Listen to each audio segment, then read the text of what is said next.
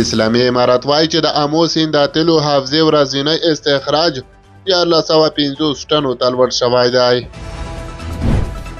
او وروستی خبره ده چې اسلامي امارات وایي چې د افغانستان قضیه په امریکا پورې اړه نه لري.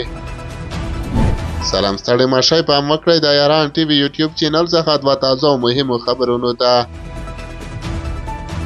د افغانستان د کانونو او پټرولیم وزارت وایي چې د آمو سیند په تیلو حوزه کې د 9 څاګانو په کیندلو او فعالیدو سره د استخراج ورځنۍ کچه 1450 ټنو ته لوړه شوې ده. د دغه وزارت ویان همایون افغان په ایکس باندې لیکلی چې دغه د تیلو حوزه د افغانستان په شمال سرپول، جوزجان او فاریاب ولایتونو کې موقعیت لري چې اوس مهال په کشکري بلاک کې 15، په انګود بلاک کې 6 او په آک سیند کې 3 څاګانې فعالې دي او د استخراج شویو تیلو تصفیه هم د هیواد دننه د خصوصي سکتور له لوري ترسره کیږي. د نوموړي په وینا ټاکل شوی چې د روان میلادي کال تر پایه پورې په کشکري کې 12 څاګانې، په زمرد سای کې 8 څاګانې، په بازار کمی کې 1 او په آک سیند کې 2 څاګانې وکیندل شي چې له دې سره به د فعالو څاګانو شمېر 40 لوړ شي او ورځنی استخراج به 3000 ټنو ته ورسیږي.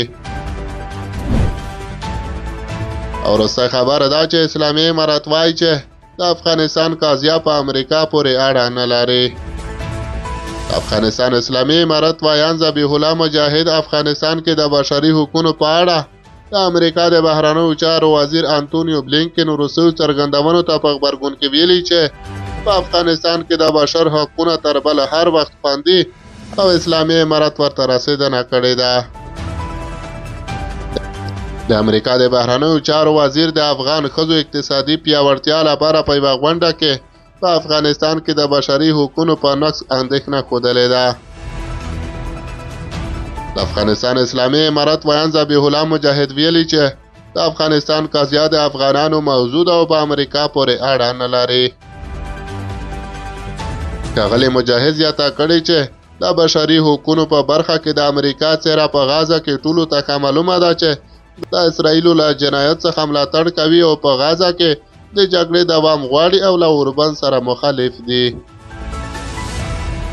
نوموړي همدغه راز ویلي چې امریکا د افغان ښځو په غم کې نه ده، بلکې په دې ډول د اسلامي امارات پر وړاندې بهانې لټوي.